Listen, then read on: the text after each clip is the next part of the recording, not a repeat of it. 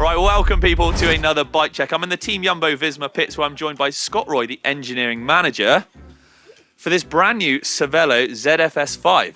Yes. Scott, thank you for joining me, mate. Firstly, this is Milan Vader's race bike. Tell us a little bit more about this, because this is a brand new bike, especially for Cervélo, right? Correct. Yeah, this is kind of the first time the world's probably going to be seeing this bike, so it's exciting for everyone involved, and it's been a long time coming. Okay. We've been working on it. I ran into Milan today and we had a quick chat, and it was like, we talked about Geo with him 2 years ago, so it's been a long time coming. So we're excited. We're happy to see it. So we're working on a link lock for the sprint races. Effectively, it's at this point we've just got a CNC aluminium version. Okay. We're trying to get some more feedback on it, but it will eventually, if it works out, we'll make a 3D printed tire one, or we'll do it molded out of carbon. But what we want to do is just stiffen that whole system up for those sprint races, because it's not necessary, and we know all the details between the Friday race and the Saturday race and what we need. So bike specific, we kind of started, obviously our sister company being Santa Cruz. We spent a lot of time working with them on what kinematics were, and we kind of, both of us came to the conclusion that where the blur is, the hard points of the blur was the easiest point to start. So we kept with that, but everything else is different. We've changed the geometry. It's a bit more progressive. So at 120, it's 66.6 technically, head tube angle, intentional. Cable routing slightly different. Obviously we clean the head tube up, cable routing through the head tube. The stays are different as well. So we were able to, specifically where the caliper is, we've decoupled that because it's flex stays. So we want to balance the left and the right C stays, because it is so important in how the kinematics behave on the bike. Other than that, we tried to keep it as simple as possible. BSA bottom bracket. It's 120, 115, or a 100, 100.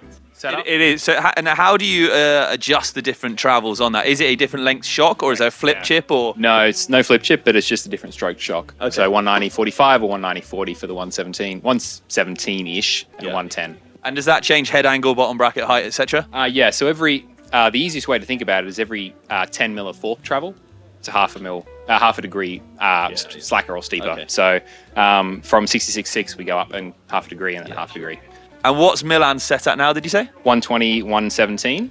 One thing I've noticed here is that obviously a lot of the bikes these days in the bike world are going through sort of headset cable routing. Yeah. That's actually really tidy on this though. So a lot of them will be kind of crazy spaghetti junction going in various different angles, but this tucks in really nicely under the stem. And was that sort of a conscious decision to tuck it out of the way? Yeah, I think obviously we've got a lot of experience building internal cable routing on road, so it was handier for us approaching it from that sense into the mountain bike world. But a lot of conscious decision went into kind of keep it clean. If it's cleaner, there's less chance of ingress of mud.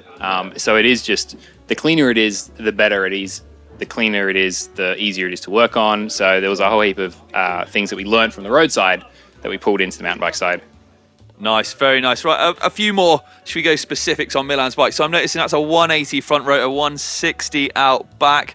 We're on the new XX drivetrain as well. He's gone for the Vittoria Tiranos, quite a slick tyre, front and rear. Now, given that here is a little bit wet at the moment, is that going to stay, do you think? I mean, it was a lovely day yesterday, though, so I think it, for the moment, yes. Milan just came back from a ride, and he talked to us about it, and it was a bit slippery, so I think at this point in time, it's still a fast track. Okay.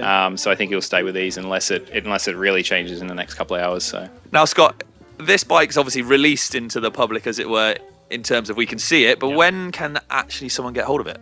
Summer is when we'll. Summer. Yeah, so I know it's pretty vague, but at some point in summer coming up, they'll be available for sale. Right, keep that nice sunshine yellow just in time, right?